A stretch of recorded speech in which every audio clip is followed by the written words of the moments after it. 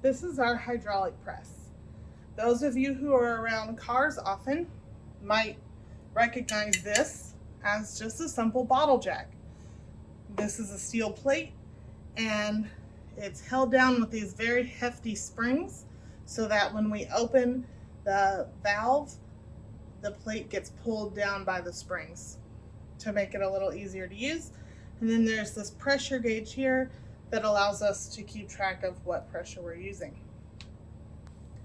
This is one set of our disc cutters. We have a set of small disc cutters that are for use with a hammer, and then we have sets of larger ones here. So you can see that if you open this up, one side is beveled and one side is not.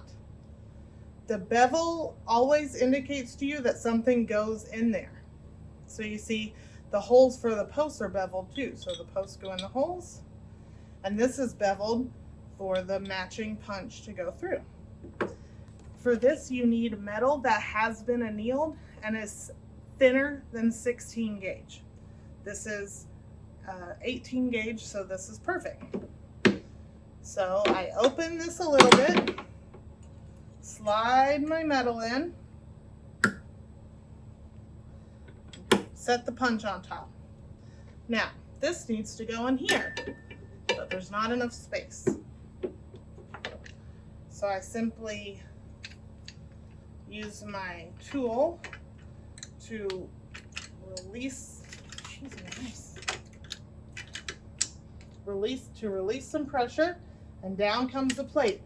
There is no reason to lower this all the way down. That just causes more work for the next person and they will not like you very much. Okay, it's still not down enough, so I loosen it again. There. I just need enough clearance to get my punch into the center. I don't want it off to one side. I want it in the center to get the most localized force. I make sure I tighten the release valve again, because if I don't, it won't go anywhere. And then I pump. I'm going to go slowly. You see the gauge is registering some pressure. I can feel the pressure in the handle. That is the cutter getting ready to go through the metal. That means the cutter went through the metal. And now I just slowly am pushing that punch to the bottom of my form here. I do not want to attempt to cut through this thick steel plate. So I'm going very slowly, and as soon as I feel any resistance at all, I'm going to stop. Otherwise, I'm going to dull my cutting punch. So just being patient, pushing it the rest of the way through. And there it went. There's resistance there, so I'm stopping. I'm pulling out the handle and I'm loosening the valve.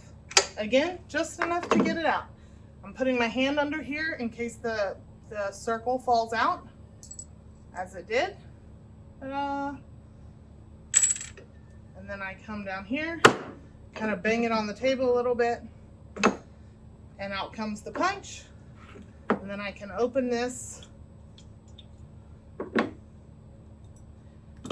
I have a nice circle here too. So you end up with two usable pieces, assuming that you didn't put it too close to the side like I did. You have a piece with a hole and you have a disc. See that? And we didn't have to saw it. So let's do this again. One thing I forgot to mention the first time is that if you have a pattern, you want that down. That will help. The force of the punch creates this kind of sharp lip and naturally causes a smooth deformation on one side, and you want to use that to your advantage.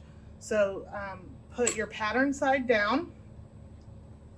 If you want a specific portion of your pattern, you can certainly use a circle template to draw yourself a guide so you get it in the right spot. All right, so I need to lower it just enough to get it in there so that I don't have to pump it all day. Go into the middle, close the valve, Put in the handle and pump. You heard that? It went through. So now I pump a few more times, being very sensitive with my hand, feeling for any pressure that would tell me that I've gone all the way to the bottom. There it is. As soon as I feel it, I stop. I don't finish going the rest of the way down. Open the valve, close it, and put my hand under here to catch the metal in case it falls out. Kind of gently drop it, and out it comes. Well, I did this wrong. There we go. You see? Now I've got two really nice, beautiful discs, and I've got a piece with a perfect circle cut out of it if I want to use that for something else.